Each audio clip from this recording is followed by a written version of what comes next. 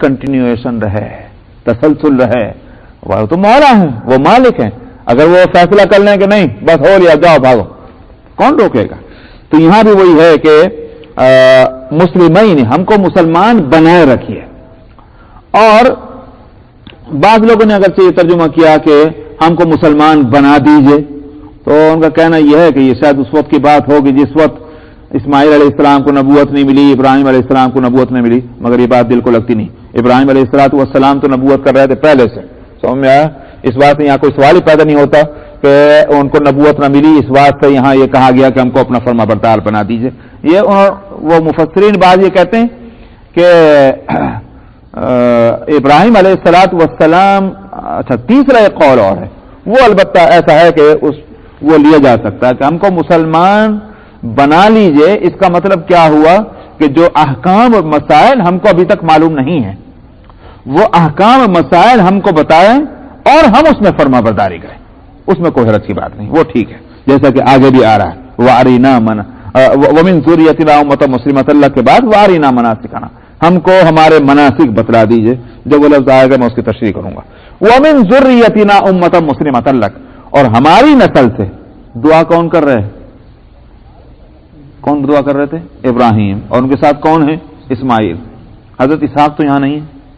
سمجھ میں آیا؟ ابھی تو معلوم نہیں کہ پیدا بھی ہوئے کہ نہیں ہوئے.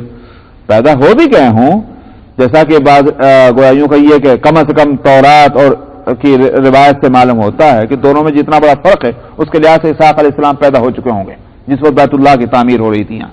لیکن یہاں حضرت اسحاق موجود نہیں ہے. یہاں موجود کون ہے؟ حضرت اسماعیل. اور دونوں کے ہماری ذریت کا مطلب کیا ہوا کہ ابراہیم علیہ السلام کے بیٹے ہیں اسماعیل. اسماعیل علیہ السلام کی جو نسل چلے گی, یہاں تذکرہ اس کا ہو رہا ہے. اس نسل کے اندر ایک ایسی امت پیدا فرما دے کہ جو آپ کے فرما بردار ہو اور مسلمان ہو. ہماری نسل سے ایک امت مسلمہ اپنے لیے پیدا فرما, آپ کی اطاعت کرنے والی. وَأَرِنَا مَنَاسِكَنَا وَتُبْ عَلَيْنَا, اور ہم کو دکھلا دیجئے, بتلا دیجئے ہمارے مناسک. مناسک نسک کی جمع ہے. کس کو کہتے ہیں؟ قربانی کو بھی کہتے ہیں. اسی طرح سے نسک, مناسک, احکام حج کو بھی کہا جاتا ہے. اور بعض حضرات نے مناسک کا ترجمہ عام کر کے, اصل تو یہ ہے کہ مناسک, اسی واسطے آپ نے کہا کہ مناسک حج, یہ لفظ آپ نے سنا ہوگا کہیں حج کے زمانے میں, مناسک حج, وہ احکام حج کے واسطے منسک کا لفظ, نسک کا لفظ آتا ہے. بعض نے کہا کہ نہیں ہے اصل یہ احکام حج ہی, مگر عام ہے اس سے مراد تمام احکام. تو بہرحال یہ کہ ہم کو احکام شریعت یا احکام حج و عمرہ ہم کو بتلا دیجئے. وَتُبْ عَلَيْنَا, اور ہمارے اوپر مہربانی فرمائیے. اِنَّكَ أَنْتَ التَّوَّابُ الرَّحِيمُ, آپ تو ہیں ہی مہربانی فرمانے والے اور رحم فرمانے والے. معلوم ہوا کہ ایک دعا تو ابراہیم اور اسماعیل کی کیا تھی؟ قبول فرما لیجیے ہمارے عمل کو. دوسری دعا کیا تھی؟ ہمیں اپنا فرما بردار بنائے رکھیے. تیسری دعا کیا ہوئی؟ ہماری نسل سے ایک امت مسلمہ اٹھائیے. اچھا صاحب, چوتھی دعا کیا ہے؟ ربنا وابعث فیہم رسولا منہم. خداوندہ, یہ تو یہاں کی چوتھی دعا ہے, ورنہ اگر پیچھے اور دیکھا جائے تو ابراہیم علیہ السلام کی یہ چھٹی دعا ہے. اس واسطے کہ اس سے پہلے جو دعا کی تھی وہ کی تھی کہ رب اجعل ھذا بلدا آمنا. پہلی دعا تو ہے اس جگہ کو امن والا شہر بنا دیجئے. دوسری دعا کیا ہے؟ اس جگہ کے رہنے والوں کو پھل فروٹ دیجئے, وہ دوسری دعا ہے. اور تیسری دعا کیا ہے؟ ہم سے اس محنت کو قبول فرما لیجئے. اور چوتھی دعا کیا ہے؟ کہ ہم کو اپنا فرما بردار بنائے رکھیے. اور پانچویں دعا یہ ہے کہ ہم کو احکام حج و عمرہ بتلائیے. اور چھٹی دعا کیا ہے کہ ہماری نسل میں اور اس امت کے اندر جو ہماری نسل میں پیدا ہوگی, اس امت کے اندر ایک رسول ان میں سے اٹھائیے. رسول منہم, ان کے اندر سے ایک رسول ان کے اندر بھیجیے جس کا کام یہ ہو یتلو علیہم آیاتک, جس کا کام ہو کہ آیات اللہ کی تلاوت کرنا. 5 منٹ ہیں, 4 منٹ, میں اس آیت کو یہاں روکتا ہوں اور ایک لفظ کی طرف آپ کو متوجہ کروں گا جو پچھلی آیت میں آیا ہے. اور میں اس کو ابھی تک روکے ہوئے تھا, اس مضمون کو مجھے پہلے بیان کرنا چاہیے تھا, لیکن یہاں بات یہ ہے کہ لفظ آیا ہے امہ. वमिन ज़ुर्रियतिना उम्मतन। साहब आपने एक आयत 2 मरतबा अभी पढ़ी है, मतलब गुज़िश्ता जो आयतें गुजर चुकी हैं, या बनी इसराइल अस्कुरू निअमती अल्लती अनअमतु अलैकुम व अन्नी फद्दलतुकुम अलल आलमीन। ए बनी इसराइल, मेरी नेमतों को याद करो जो मैंने तुम पर की, और इस बात को याद करो कि मैंने सारे जहानों पर तुमको फजीलत दी। ये आयत 2 मरतबा गुजर गई नहीं, मैंने गुज़िश्ता हफ्ते भी उसको दोनों आयतों को याद दिला दिया था। एक इश्काल उस पर होता है, उस इश्काल का मुझे यहां जवाब देना है। अवाम को भी होता है और उलमा ने उसका जवाब दिया है मुख्तलिफ अंदाज में। इश्काल यह है कि बनी इसराइल को अल्लाह सुब्हानहू व तआला ने सारे जहानों पर फजीलत देने की बात कही उस आयत के अंदर।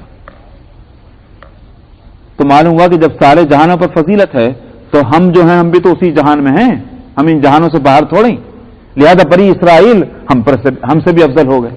हालांकि समझा यह जाता है कि उम्मत मुस्लिमा या उम्मत मोहम्मदी अलैहिस्सलातु वस्सलाम ये सारी उम्मतों से अफजल है। तो अब इन दोनों के अंदर बजाय टकराव मालूम होता है, समझ में आया नहीं है? तो आखिर जवाब क्या है? हम अफजल हैं कि वो अफजल हैं? ये यूं कहिए हम भी अफजल हैं वो भी अफजल है, तो ये क्या बात हुई? जब किसी को कहा जाए कि सारे जहानों पर हम तुमको फजीलत दे रहे हैं, तो यूं तो नहीं कहा जा रहा कि एक मुल्क में फजीलत है, यूं तो नहीं कहा जा रहा कि एक जमाने में फजीलत है। जब अल्लाह ताला ने नहीं फरमाया तो मालूम हुआ कि फजीलत तो है। अगरचे पास हजरात ने, मुफस्सिरीन ने उसका एक जवाब यह दिया है कि जब बनी इसराइल थे और उनमें अंबिया आते थे और उनको अल्लाह सुब्हानहू व तआला ने शरीयत दी थी, समझ में आया, तो उस वक्त तक उनको फजीलत दे रखी थी। कयामत तक के लिए फजीलत की बात अल्लाह ताला ने नहीं फरमाई। जवाब यह भी सही है, मगर मैं मुझे एक और बात बतलानी है, और बात यह है बनी इसराइल कहते किसको हैं। यहां से चली बात। बनी इसराइल के लिए मैंने पहले भी बता चुका हूं कि इसराइल नाम है हजरत याकूब अलैहिस्सलातु वस्सलाम का, जिसका यूं का ये नाम क्या है बल्कि लक़ब है। समझ में आया कि इसराइल का माना एल कहते हैं उनकी जुबान में अल्लाह को, जैसे हमारे यहां कहते हैं इलाह, उनके यहां कहा जाता है एल। और इसरा जो है ये इसका माना है अब्द के, जिसको अरबी में अब्द कहते हैं। इसराइल के माना क्या हुए? अब्दुल्लाह, यानी अल्लाह का बंदा। तो याकूब अलैहिस्सलातु वस्सलाम नबी थे और जाहिर है कि उनके एक पैगंबराना जो शान होगी, जो उनकी इबादत गुजारियां होंगी, जो उनके तकवा और तहारत होगी और जो उनका खुशू और खुजू होगा, उसकी वजह से लोगों ने उनको अब्दुल्लाह और इसराइल कहा। उनके 12 बेटे थे, वो 12 बेटों से जो नस्ल चली वो बनी इसराइल कहलाई। अब ये बतलाइए कि ये इसको आप एक कौम तो कह सकते हैं, समझ में आया, एक खानदान कह सकते हैं, एक फैमिली आप कह सकते हैं, लेकिन ये उम्मत नहीं है। उम्मत किसको कहते हैं? उम्मत कहा जाता है कि वो इंसानों की वो जमात कि जो किसी एक नबी की तरफ निस्बत रखती हो, चाहे वो उस नबी की औलाद में हो या ना हो, समझ में आया, चाहे वो एक शहर के बाशिंदे हों या एक मुल्क के बाशिंदे हों या कई मुल्कों के बाशिंदे हों, लेकिन एक नबी की तरफ निस्बत कर रखने वाले हों, समझ में आया, चाहे वो कई खानदान मिलकर क्यों ना हो। मालूम हुआ कि उम्मत का दायरा वसी है बनिस्बत खानदान के दायरे के।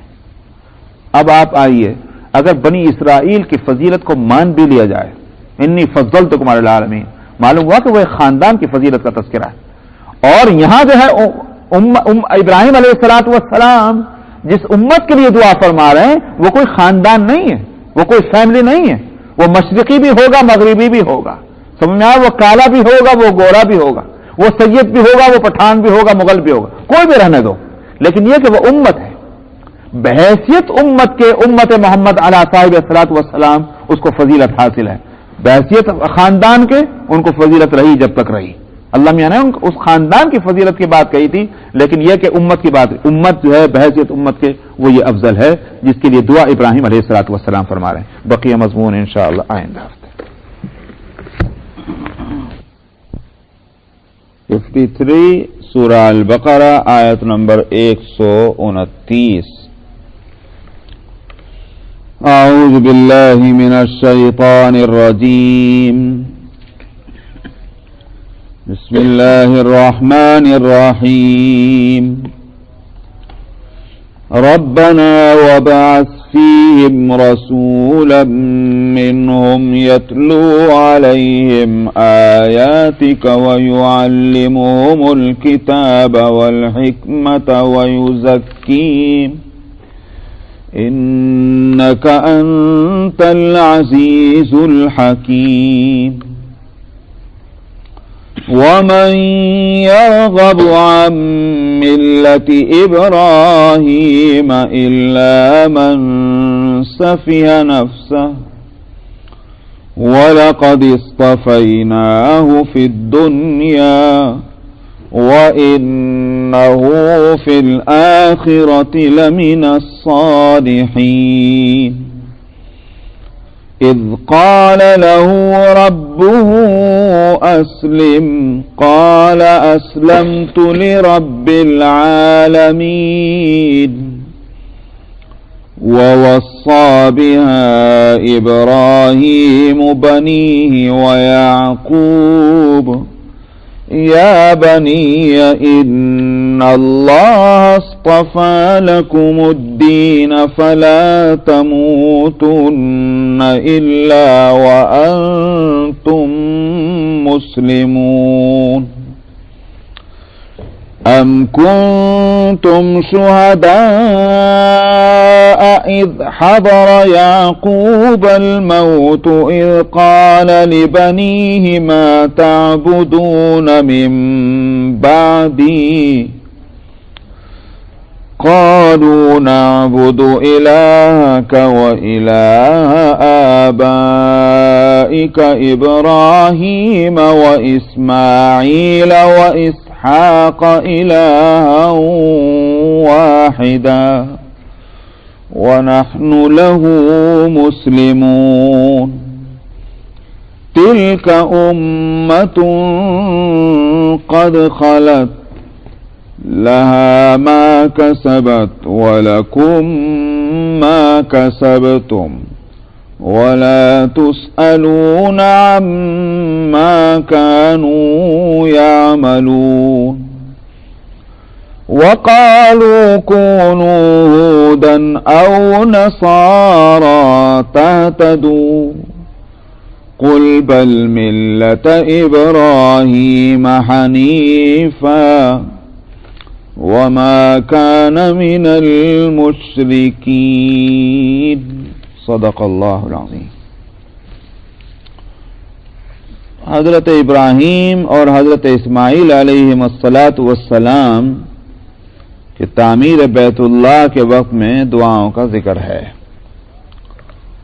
پچھلی آیت میں ان کی یہ دعا تھی کہ ہمیں اپنا فرما بردار بنائے رکھ، مسلمان بنائے رکھ، اور ہماری نسل میں سے بھی ایک امت مسلمہ فرما بردار امت پیدا فرمائیے.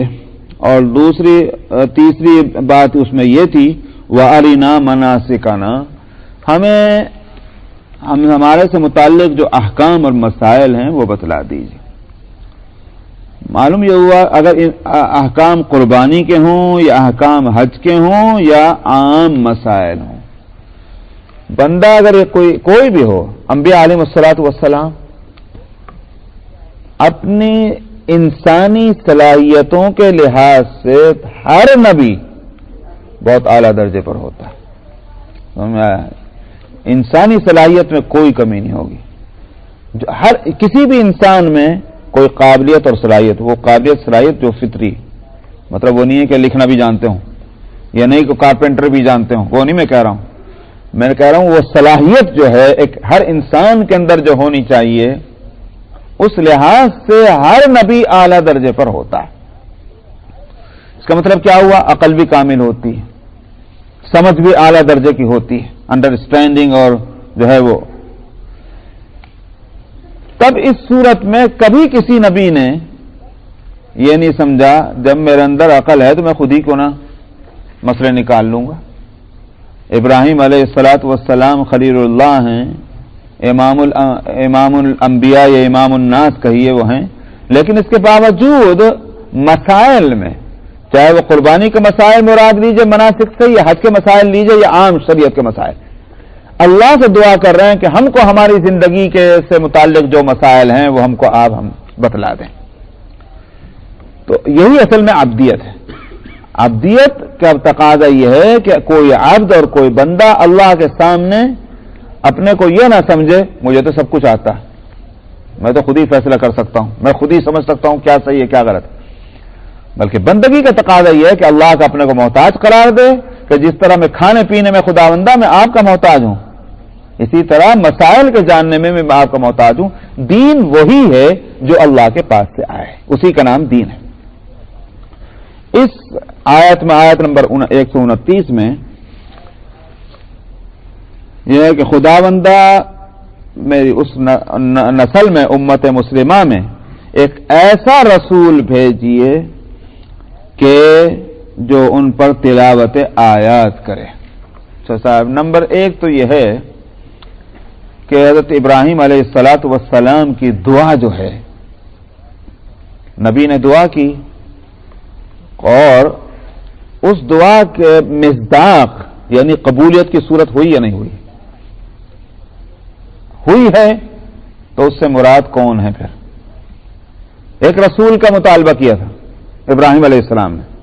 دیکھنا یہ ہے کہ ابراہیم علیہ السلام کی اولاد میں پھر کوئی رسول آیا کہ نہیں آیا؟ سمجھا؟ اگر کوئی بھی نہیں آیا تو ہم سمجھیں گے کہ بھائی دعا قبول نہیں ہوئی, اور اگر آیا ہے تو سمجھیں گے دعا قبول ہو گئی. ایک بات, اگر ایک ہی رسول آیا تو پھر مسئلہ یہ ہے کہ بھائی ایک رسول کی دعا مانگی بس ایک ہی رسول آ گیا, اور اگر ان کی اولاد میں ایک سے زیادہ رسول آئے ہیں تو انہوں نے دعا کی تھی ایک رسول کی, تو پھر سوال یہ کہ ان میں سے وہ کون ہے نہیں بات, یہ دو سوال پیدا ہوتے نہیں ہوتے کہ رسول کے ایک رسول کی جو دعا مانگی تھی وہ قبول ہوئی کہ نہیں, اور اگر قبولیت اس طرح سے ہوئی کئی رسول آئے تو اس میں سے وہ کون سا رسول مراد ہے کہ جو جس کے لیے انہوں نے خاص طور پر دعا کی تھی. ابراہیم علیہ الصلاۃ والسلام کی نسل میں بہت رسول آئے, انبیاء اور رسول آئے. آپ دیکھ لیجئے کہ بھئی حضرت اسحاق علیہ السلام, حضرت یعقوب علیہ السلام, اور پھر اس کے بعد حضرت یوسف علیہ السلام, پھر موسیٰ علیہ السلام, عیسیٰ علیہ السلام, اور اس درمیان میں کتنے آئے انبیاء علیہ السلام. تقریباً 70,000 کے قریب یا 80,000 کے قریب انبیاء بنی اسرائیل ہیں. تو وہ سارے کے سارے تو ابراہیم علیہ السلامی کی اولاد ہیں. تو معلوم ہوا کہ انبیاء اور رسول بہت آ گئے. اب سوال یہ کہ انہوں نے دعا کی تھی خداوندہ ایک رسول ایسا بھیج دیجیے, تو پھر وہ ایک رسول کون سا ہے ان میں؟ سیدھی بات یہ ہے کہ دعا کرنے والے یہاں دو ہیں, ایک ہیں ابراہیم اور ایک ہیں اسماعیل, دونوں باپ بیٹے ہیں. باپ بیٹے دونوں مل کے دعا کر رہے ہیں یہ دعا. تو اب حاصل کیا ہوا, صرف وہ ابراہیم علیہ السلام کی اولاد میں مراد نہ ہو بلکہ ابراہیم کے اولاد میں کس سلسلے سے؟ اسماعیل کے سلسلے سے ہونا چاہیے. اسحاق علیہ السلام کے سلسلے سے ہوا تو پھر وہ اسماعیل کی دعا کہاں چلی گئی علیہ الصلاۃ والسلام؟ معلوم ہوا کہ ابراہیم اور اسماعیل دونوں کی اولاد میں ہونا ضروری ہے, اور ابراہیم اور اسماعیل کی اولاد میں ایک ہی نبی آیا ہے, ایک ہی رسول آیا, اور وہ ہے حضرت محمد صلی اللہ علیہ وسلم کی ذات. دوسرے اور انبیاء جو ہیں وہ حضرت اسحاق علیہ السلام کے سلسلے سے ہیں. ابراہیم کی اولاد ہے علیہ السلام, مگر حضرت اسحاق کے سلسلے میں اسحاق تو وہاں موجود ہی نہیں, وہاں تو حضرت اسماعیل موجود ہے. تو جب حضرت اسماعیل اور حضرت ابراہیم دونوں دعا کر رہے ہیں کہ ہماری نسل میں ایک رسول بھیج دے, اس رسول سے کوئی دوسرا رسول مراد نہیں ہوگا سوائے حضرت محمد صلی اللہ علیہ وسلم. بات واضح ہے. ایک مسئلہ تو یہ ہوا. دوسری بات یہ ہے کہ یہاں کچھ ایسے کام حضرت ابراہیم علیہ السلام بتلا رہے ہیں کہ وہ رسول جو آئے وہ یہ کام کر رہے ہیں. جب دعا میں جس طرح رسول کی دعا کرنا بہت اہم بات ہے, تو اس رسول سے متعلق جو جن کاموں کو دعا میں شریک کیا جا رہا ہے, جن کاموں کی ایک لسٹ اس میں دی جا رہی ہے, فہرست دی جا رہی ہے, وہ فہرست بھی تو بہت اہم ہوگی. یہ رسول وہ رسول یہ کام کرے, معلوم ہے کہ بہت اہم کام ہے. کیا کام ہے؟ یتلو علیہم آیاتک, آپ کی آیتیں تلاوت کر دے. کن پر؟ اپنی امت کے لوگوں پر. علیہم جن کے اندر وہ رسول بن کے آئے گا ان کے اوپر وہ آپ کی آیتیں تلاوت کر دے. وَيُعَلِّمُهُمُ الْكِتَابَ وَالْحِكْمَةَ، اور ان کو الکتاب کے لیے یہاں جو بالکل ہوگا جیسے انگلش میں آپ ترجمہ کرتے ہیں دا بک. کیا مطلب؟ دنیا کی ہر ایک کتاب نہیں، ایک پرٹیکولر خاص کتاب جو ہے وہ مراد کیا؟ جس کی آیتیں وہ پڑھ کے سنائے گا، اسی الکتاب کی تعلیم بھی دے گا. دو چیزیں ہو گئی، ایک تلاوت اور ایک تعلیم. اس تعلیم کے اندر الکتاب کے ساتھ الحکمہ بھی ہے. جب وہ لفظ آئے گا انشاءاللہ میں اس کی تفصیل بتاؤں گا. وَيُزَكِّيهِمْ، اور تیسرا کام وہ کیا کرے کہ ان کا تزکیہ کرے. یہاں سمجھنے کے لیے صرف تھوڑا سا ایک لفظ میں بول دیتا ہوں، وضاحت بعد میں کروں گا. یہ کہ ان کو تربیت دے. سمجھ میں آیا؟ یہ ہے یزکیہم کا اس وقت ایک لفظی ترجمہ. 3 کاموں کی دعا مانگی کہ ایک رسول آئے جو یہ 3 کام کرے. انک انت العزیز الحکیم، آپ غالب ہیں اور حکمت والے ہیں. مطلب یہ کہ آپ کوئی فیصلہ کرنا چاہیں، کون طاقت ہے جو روک دے گی؟ تو آپ کا فیصلہ جب ہو جائے گا نافذ ہوگا. اور الحکیم، آپ کے فیصلے جو ہیں وہ اندھے کی لاٹھی کی طرح نہیں ہیں کہ جیسے کو چاہ کے لگ جائے. حکمتیں ہیں اس کے اندر، کیونکہ آپ حکیم ہیں. اور فعل الحکیم لا یخلو عن الحکمہ، کسی بھی حکمت والے کا کام حکمت سے خالی نہیں ہوگا. کوئی کام اگر پاگل پن کا دیکھیں، کہنے گے میں پاگل ہی ہوگا شاید جس آدمی نے یہ کام کیا. اور اگر آپ عقل مندی کا کوئی کام دیکھیں تو آپ کہیں بڑا عقل مند ہوگا جس نے یہ کام کیا. تو اللہ کی ذات حکمت والی ہے، لہذا ان کے ہر کام کے اندر حکمت ہوگی. تو آپ کا یہ فہمان، ہم نے اگرچہ دعا مانگی ہے لیکن اس دعا کی قبولیت کب ہوگی، کس طرح ہوگی، یہ ساری آپ کے فیصلے اس کے اندر حکمتیں ہوں گی. صاحب اب لوٹی پیچھے تلاوت کتاب کا مسئلہ. میں نے کہا تھا کہ دعا مانگ رہے ہیں جیسے ایک رسول کا دعا بڑی اہم دعا تھی، ایسے ہی اس رسول سے متعلق جو کام ہے وہ کام بھی بہت اہم ہے، معمولی کام نہیں کہ جن کی دعا ابراہیم علیہ السلام نے مانگی. اچھا پھر اور مزید جو اس میں طرفہ تماشا ہے وہ یہ کہ اللہ سبحانہ و تعالی نے اس دعا کو قبول فرمایا، اور قبول فرمانے کی اطلاع قرآن شریف میں دی گئی، اور اس طرح دی گئی کہ جن کاموں کے کرنے کے واسطے رسول کے دنیا میں بھیجے جانے کی دعا کی تھی، اللہ نے انہی کاموں کے کرنے کے واسطے رسول بھیج دیا. یہ 2 جگہ یہ لفظ آیا ہے. لقد من اللہ علی المؤمنین اذ بعث فیہم رسولا من انفسہم یتلو علیہم آیاتہ ویزکیہم ویعلمہم الکتاب والحکمہ. اللہ نے ایمان والوں پر احسان کر دیا. سورہ آل عمران کی آیت. اللہ نے ایمان والوں پر یہ احسان کر دیا ہے کہ جس وقت کہ اس نے ان کے اندر ایک رسول بھیجا انہی میں سے، اس بعض افیم رسول من انفسہم، کیا کام کرنے کے لیے؟ یتلو علیہم آیاتی، اللہ کی آیتیں تلاوت کرے اور ان کی تربیت کرے اور ان کے سامنے الکتاب اور حکمہ کی تعلیم دے ان کو. ہو گئی وہی 3 باتیں. سورہ جمعہ کے اندر فرمایا یسبح للہ ما فی السماوات وما فی الارض وهو العزیز الحکیم هو الذی بعث فی الامیین رسولا منہم یتلو علیہم آیاتہ ویزکیہم ویعلمہم الکتاب والحکمہ. ٹھیک جو سورہ آل عمران کے اندر ہے وہ اسی ترتیب کے ساتھ کہ پاک ہے اللہ کی ذات جس کی حکومت ہے آسمانوں میں اور زمینوں میں. اور اس کے بعد یہ کہ وہی وہ ذات ہے جہاں اللہ کی وہ صفات بیان کی جا رہی ہیں کہ جس کی حکومت ہے آسمانوں میں، وہاں کا ادارہ وہی وہ ذات ہے کہ جس نے امیین کے اندر ایک رسول بھیجا، امیوں میں ان کے اندر سے جو کیا کام کرتا ہے کہ الکتاب کی اور تلاوت کرتا اور اللہ کی آیتیں کی تلاوت کرتا ہے اور الکتاب اور حکمہ کی تعلیم دیتا ہے اور ان کی تربیت کرتا ہے. وہی 3 باتیں وہاں. معلوم ہوا ابراہیم علیہ السلام نے جو تین کاموں کی دعا کی تھی وہ 3 کام بہت عام تھے. اللہ میاں بھی قبولیت کی اطلاع دیتے وقت 2 جگہ انہی کاموں کا خاص طور پر ذکر کر رہے ہیں. یہی تینوں کام کرنے کے لیے ہم نے رسول بھیج دیا ہے. تو معلوم ہوا کہ بہت اہم ہے. صاحب میں اسی واسطے اس کی وضاحت کرنا چاہتا ہوں.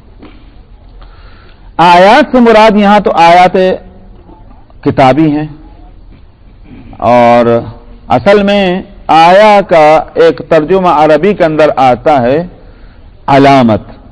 یا کوئی مارک جو بنے ہوتے ہیں، یا جس کو جیسے کہتے ہیں میل اسٹون کہلاتے ہیں، سمجھا، وہ ایک آیت ہے، علامت ہے پہچان کے واسطے۔ مثلا آپ اگر چل رہے ہیں تو آپ کو کیسے معلوم ہونا چاہیے کہ آپ کدھر کو جا رہے ہیں؟ آپ کو کیسے معلوم ہونا چاہیے کہ آپ نے کتنا فاصلہ طے کر لیا؟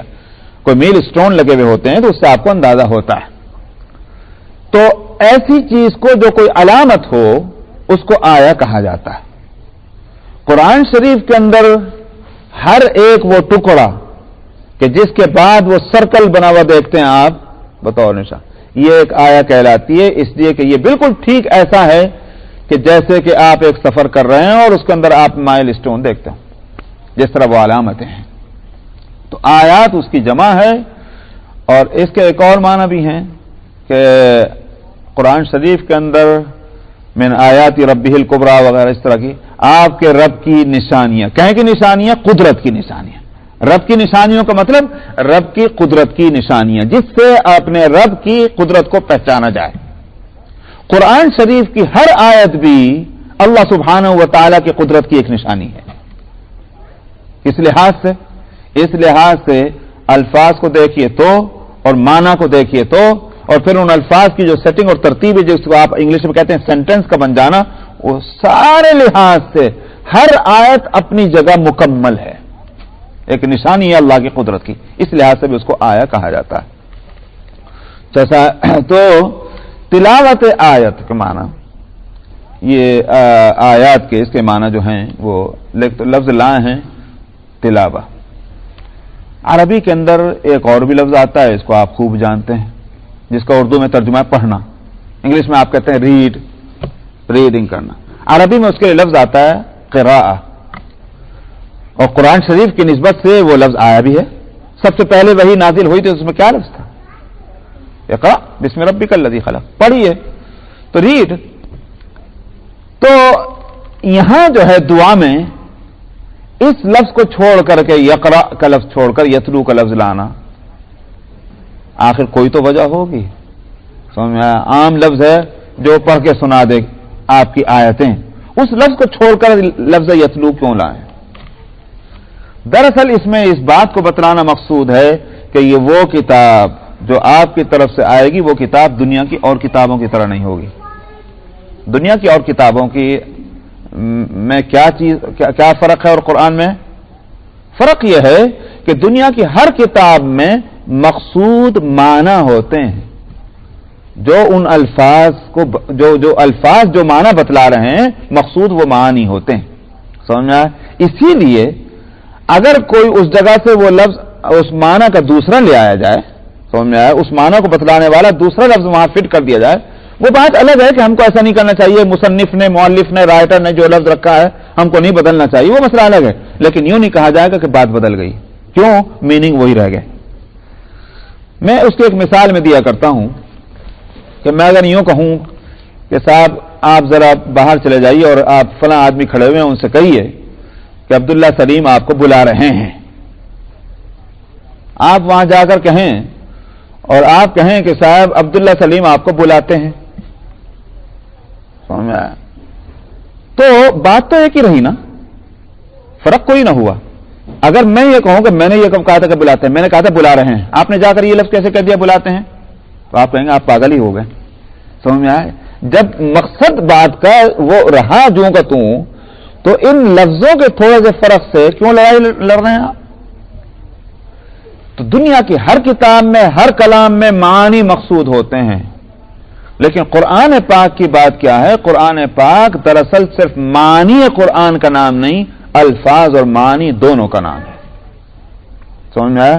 الفاظ بھی مقصود ہیں اور معنی بھی مقصود ہیں۔ اس لیے اگر آپ قرآن کے ان لفظوں کو وہاں سے اس طرح ہٹا دیں کہ اس کی جگہ پر کوئی دوسرا لفظ اسی معنی والا لے آئیں، تو قرآن نہیں رہے گا اور کچھ بن جائے گا، حالانکہ معنی تو وہی ہے۔ اسی لیے یہ انگلش کا ترجمہ یہ رکھا ہوا ہے سامنے آپ کے، اگر آپ یہ عربی کا ٹیکسٹ جو ہے اس کو ہٹا دیں، یہ کبھی قرآن نہیں کہلائے گا، یہ ترجمہ قرآن تو ہوگا لیکن قرآن نہیں ہوگا۔ اسی واسطے اگر صرف ترجمہ کہیں رکھا ہو، آپ بغیر وضو ہاتھ بھی لگا سکتے ہیں، آپ ناپاکی کی حالت میں اس کو پڑھ بھی سکتے ہیں، نماز کے اندر آپ اس کو نہیں پڑھ سکتے. سمجھ میں آیا؟ آپ اردو میں بہت اعلیٰ درجے کی اردو اور بہت اعلیٰ درجے کی انگلش جو ہے شیکسپیئر کی لے آئیے اور اس کے بعد انگلش میں آپ پڑھ دیجئے تو الحمدللہ رب العالمین کا ترجمہ کر کے نماز نہیں ہوگی. سمجھ میں آیا؟ کیوں نہیں ہوگی؟ اس لیے کہ قرآن نہیں پڑھا، اور قرآن کا پڑھنا نماز میں واجب. جب قرآن نہیں پڑھا تو نماز نہیں ہوئی. تو قرآن نام ہے دراصل اس عربی ٹیکسٹ کا کہ جس کے اندر معنی موجود ہیں. سمجھا؟ تو الفاظ اور معنی دونوں کا نام ہے قرآن. ایک بات تو یہ ہو گئی. نمبر 2، جب الفاظ مقصود ہوئے تو اس کا معنی یہ ہو گیا کہ پھر اس کے پڑھنے کا انداز بھی کوئی خاص ہوگا. سمجھا؟ انداز خاص ہوگا. آپ جانتے ہیں قرآن عربی میں آیا، اور آپ یہ بھی جانتے ہیں کہ اس زمانے میں قرآن اترا جس زمانے میں عربوں کی عربی 7ویں آسمان پہ تھی. مراد یہ ہے کہ ترقی کے بہت اعلیٰ مقام پر تھی.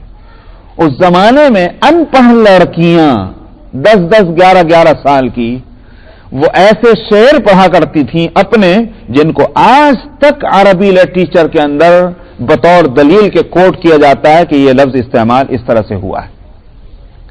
جن کے عام گویائیوں کا یہ ہے کہ بول چال کی زبان جیسے ہمارے ہاں اب ہم تو اردو کو بھی وہاں طلاق دے کے آ گئے نا ہندوستان پاکستان میں، لیکن اردو کے لیے محاورے جو ہے اسٹینڈرڈ سمجھے جاتے تھے دلی اور لکھنؤ کے، کہ صاحب دلی والے یہ لفظ کو اس طرح بولتے ہیں، صاحب لکھنؤ والے اس لفظ کو اس طرح سے بولتے ہیں. اسی واسطے دونوں کے اندر خوب لڑائیاں ہوا کرتی تھی. وہ کہتے تھے یہ صحیح، وہ کہتے وہ صحیح. تو جیسے عربوں میں بھی ہوا کرتا تھا کہ ہر ایک قبیلہ اپنے آپ کو اسٹینڈرڈ سمجھتا تھا عربی زبان. بہرحال حاصل یہ ہوا کہ فصاحت و بلاغت کے امام تھے. اور میں نے پہلے بھی کبھی کہا تھا کہ وہ عرب اپنے آپ کو کہتے ہی تھے اور دوسرے ساری دنیا کو واجم کہتے تھے. عجم کہتے ہیں گونگے پن کو، یعنی بولنے والے بس ہم ہی ہیں، باقی ساری دنیا گونگی ہے، زبان کسی کو نہیں آتی. جو اس ایسے حالت میں تھے وہ عرب، اور قرآن ان پہ اترا. سوال یہ ہے کہ جب عربی ان کو آتی تھی تو پھر کیا مشکل تھا ان کے لیے پڑھنا قرآن کا؟ زیادہ تو مشکل ہوگا، ان کو دیکھ کر پڑھنا نہیں آتا تھا.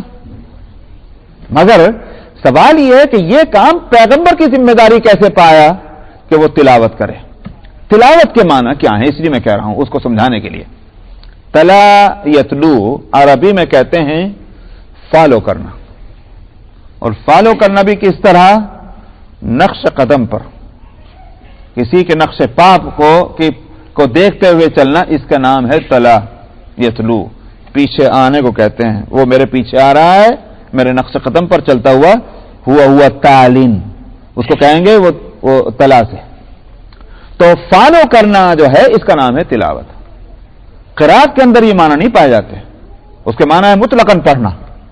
لیکن تلاوت کے اندر معنی کیا پائے جاتے ہیں؟ پڑھنا اور خاص قاعدے اور قانون کی پابندی کرتے ہوئے پڑھنا. یہ ہے تلاوت، فالو کرنا جس کو کہتے ہیں. اس کا مطلب کیا ہوا؟ قرآن شریف کو محض پڑھنا نہیں ہوگا، بلکہ قاعدے اور قانون جو اس کے مقرر ہیں اس کے مطابق پڑھنا ہوگا. اسی واسطے یہ جو فن ہے پڑھنے کا قرآن شریف کے، جس کو کہا جاتا ہے تجوید، جس کا دوسرا نام ہے ترتیل. سمجھ میں آیا؟ وہ ترتیل جو نام رکھا گیا وہ بھی قرآن شریف سے لے کر کے جو سورہ مزمل کے اندر فرمایا گیا ورتل القرآن ترتیلا، اور ورتلناہ ترتیلا، قرآن شریف کے اندر یہ ہم نے ترتیل اس کے وہ کی ہے. تو چاہے اس کا نام تجوید ہو یا اس کا نام ترتیل ہو، اس قاعدے اور قانون کے مجموعے کا، اس فن کے ماہرین جو اس کا سلسلہ سند بیان کرتے ہیں.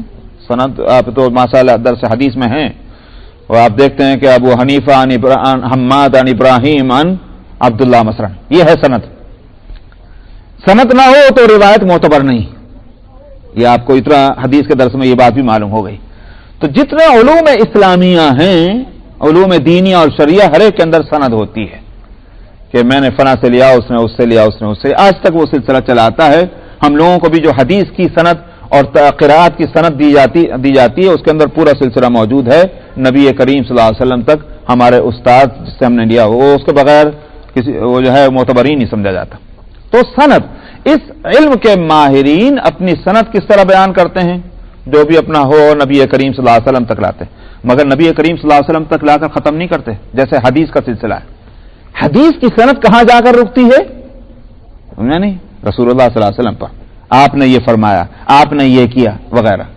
تو حدیث کا سلسلہ جا کر رکتا ہے رسول اللہ صلی اللہ علیہ وسلم پر، اور تجوید اور ترتیل جو علم ہے اس کا سلسلہ کہاں رکتا ہے؟ اللہ پر.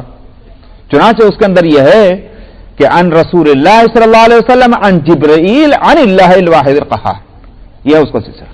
معلوم ہوا کہ اللہ سبحانہ و تعالی نے جس طرح بھی پڑھا ہوگا، جو بھی شان اللہ کی ہوگی، اللہ نے پڑھا، جبریل نے اس کو سنا لیا، اور جبریل نے پڑھا تو حضرت محمد صلی اللہ علیہ وسلم نے سنا اور اس کو لیا، اور حضرت محمد صلی اللہ علیہ وسلم نے پڑھا تو صحابہ نے اس کو لیا اور سنا. یہ ہے اس کا سلسلہ شان.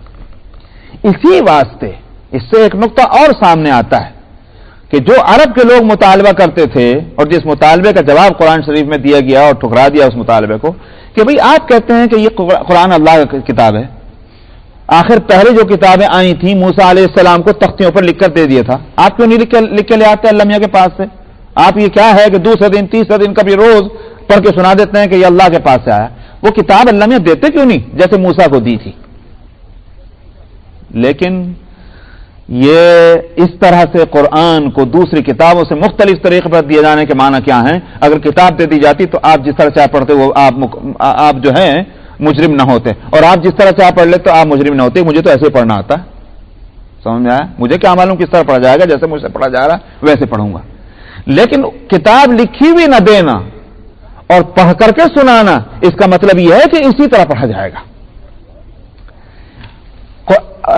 کہیں کسی روایت کے اندر یہ بات نہیں ملتی، اور کوئی بھی دوسرے مذہب والا اس بات کا دعویٰ نہیں کرتا کہ ہماری آسمانی کتاب کو اللہ نے پڑھا ہوگا، کوئی دعویٰ نہیں. لیکن اس قرآن کے تعلق سے اسی ذات نے جس پر یہ قرآن اترا ہے صلی اللہ علیہ وسلم، اسی نے ہم کو یہ اطلاع دی کہ جب اللہ نے یوں کہیے کہ آسمان نہیں بنے، زمین نہیں بنی، ابھی کچھ نہیں بنا، اور یہ سارا کچھ بنانے کا جو فیصلہ فرمایا جس وقت اللہ تعالیٰ نے، تو اس وقت اللہ نے قرآن کی تلاوت فرمائی تھی،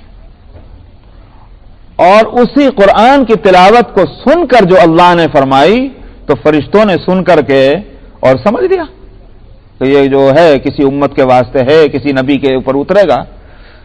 تو انہوں نے کہا کہ مبارک ہوں گے وہ لوگ کہ جن کے لیے یہ کتاب اترے گی، اور مبارک ہوں گے وہ زبانیں کہ جو اس کو پڑھیں گی، اور مبارک ہوں گے وہ سینے کہ جس کے اندر یہ کتاب محفوظ ہوگی. اللہ نے پڑھا تھا، تو اللہ نے پڑھا، جبریل نے اسی طرح سے لیا، اور جبریل نے پڑھا تو اسی طرح حضرت محمد صلی اللہ علیہ وسلم نے لیا. چنانچہ یہ وجہ ہے، آپ بات ذرا تھوڑی پھیلتی مگر اہم ہے. آپ سورہ قیامہ میں جائیے. سورہ القیامہ کے اندر اللہ تعالیٰ نے فرمایا لا تحرک به لسانک لتعجل به ان علینا جمعہ وقرآنہ فاذا قرأناہ فاتبع قرآنہ ثم ان علینا بیانہ. مسئلہ یہ تھا کہ جب وحی آیا کرتی تھی تو نبی کریم صلی اللہ علیہ وسلم پر 3 طرح کے بوجھ ہوا کرتے تھے. کیا؟ ایک تو یہ کہ جو الفاظ آ رہے ہیں ان کو میں سنوں لفظ ہیں کیا، کس طرح پڑھے جا رہے ہیں، ایک تو یہ بوجھ تھا. نمبر 2 یہ لفظ میں بھول نہ جاؤں، اور جب آدمی کو یہ خیال ہوتا ہے کہ میں بھول نہ جاؤں تو کیا کرتا ہے معلوم ہے؟ سمجھا؟ ریپیٹ کرتا ہے اس کو، بار بار ریپیٹ کرتا ہے. کیوں ریپیٹ کرتا ہے؟ بھول نہ جاؤں، یاد آ جائے، یاد رہے. اسی لیے عربی میں کہا جاتا ہے تکرر. پہلا لفظ ہے چھوٹے کاف سے، دوسرا لفظ ہے بڑے کاف سے. تکرر. اس کا مطلب یہ ہے کہ جب کسی چیز کو بار بار کیا جائے تو وہ پھر جگہ بنا لیتی ہے. تو اسی لیے ریپیٹ کرتا ہے آدمی. جو حفظ کرتے ہیں وہ بار بار کیوں پڑھتے ہیں ایک آیت کو؟ اس لیے کہ اسی طرح یاد ہوتا ہے. تو نبی کریم صلی اللہ علیہ وسلم یہ کام کیا کرتے تھے. وہی آ رہی ہے اور ہر آیت کو جلدی تو کل کئی مرتبہ پڑھنا ہے کہ بھول نہ جاؤں. ایک بوجھ یہ تھا. اور تیسری بات کیا تھی کہ آپ کو یہ بھی خیال ہوتا تھا ان الفاظ کے پیچھے اللہ سبحانہ و تعالیٰ کی مراد ہے کیا؟ بھائی سوال یہ ہے کہ لفظ کے معنی ڈکشنری میں ہیں، ٹھیک ہے، مگر بولنے والا ان معانی میں سے کون سے معنی لے رہا ہے؟ یہ ہونا چاہیے. سمجھ میں آیا؟ مثلاً میں ایک بات کہوں, ذرا اس کو سمجھیے آپ. اردو کے اندر میں کہہ رہا ہوں, کیا بات ہے. اب لفظ تو یہ ایسا ہے کہ اس کے معنی معلوم ہے, لیکن اس کے معنی مختلف ہو جاتے ہیں کہ کس بات سے, میرے بولنے کے انداز. اگر میں ذرا لہجے کو سخت کر کے کیا بات ہے, تو مطلب وہ ڈانٹ دیا, کوئی بات غلط ہو گئی ہے.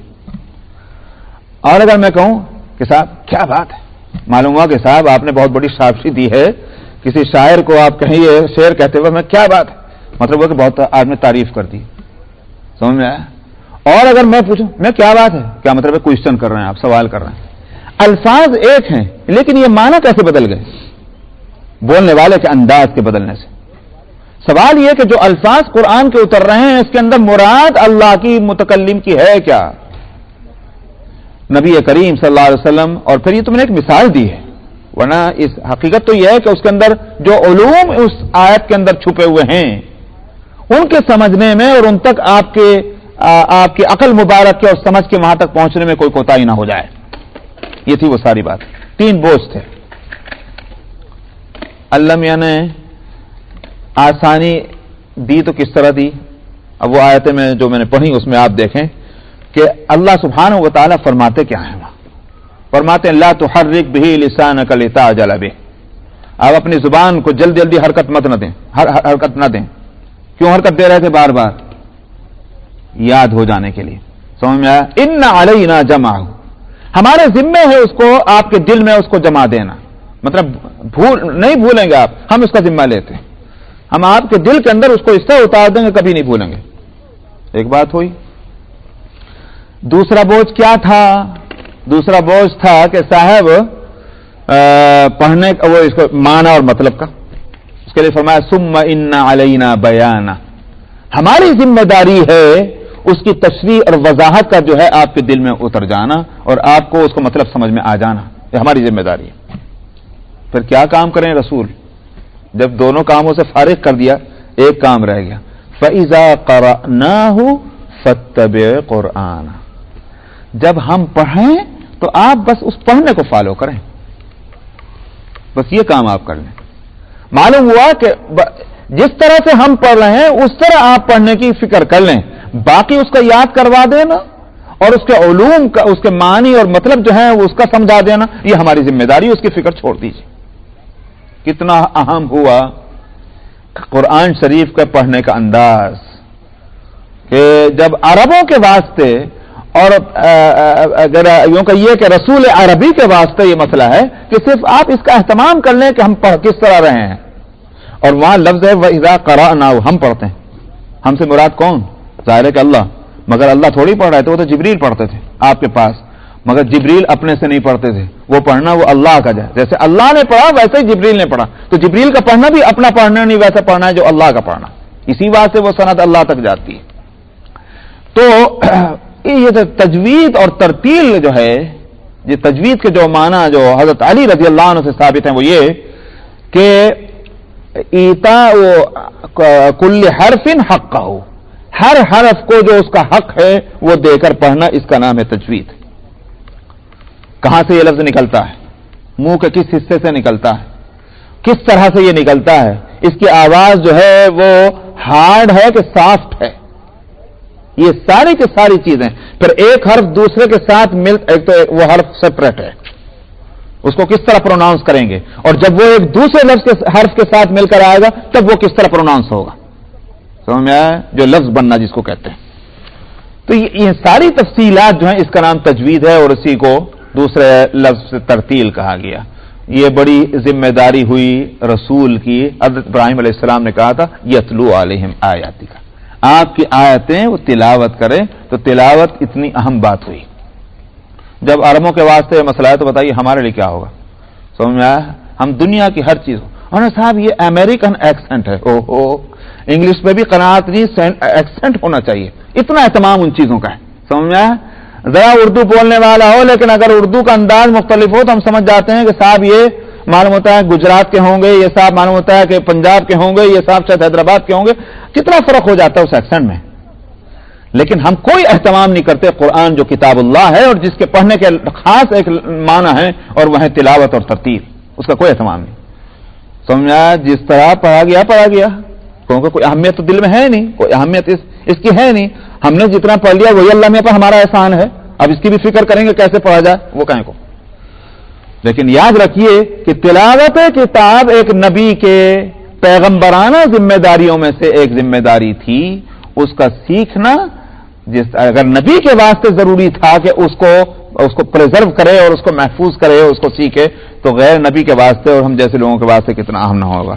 تو بقیہ انشاءاللہ آئندہ 2 سنڈے پروگرام ماشاءاللہ. ایک سنڈے